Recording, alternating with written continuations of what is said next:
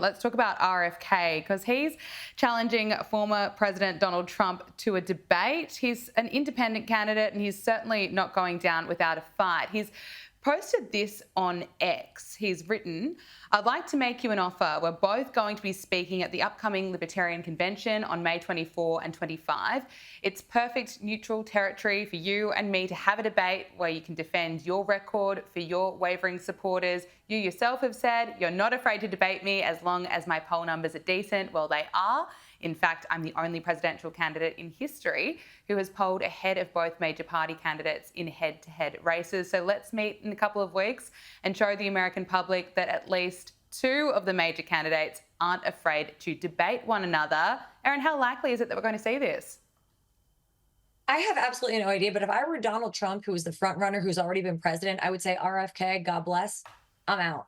I will say this, Nicole Shanahan, who is RFK's running mate, I think everyone should be paying attention to who she is because Yeah. she is a typical left-wing Democrat, married to Sergey Brin, supported all the Soros DA candidates in California. She is nothing different than a Nancy Pelosi, an AOC. She is as left-wing as they get. So initially, JFK seems really appealing. I get it for about 35 seconds. He's anti-vax, he's anti-establishment.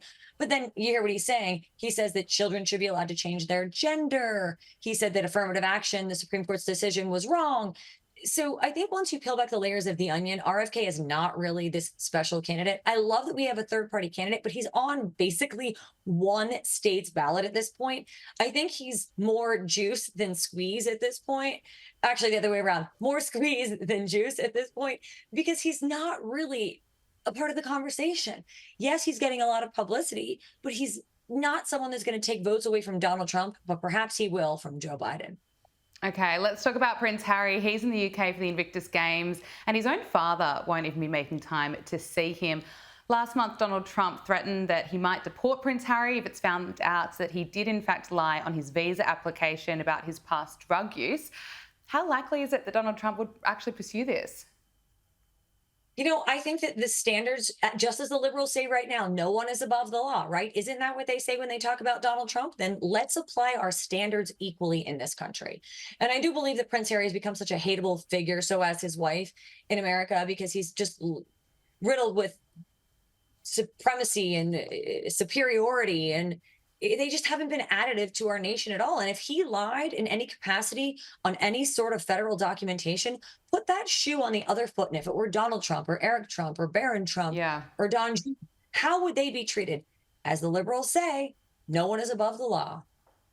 Turning Point USA contributor and Trump 2024 campaign surrogate Erin Elmore. So great to speak with you. Thank you so much for coming on Power Hour. Such a pleasure. Thank you so much for having me.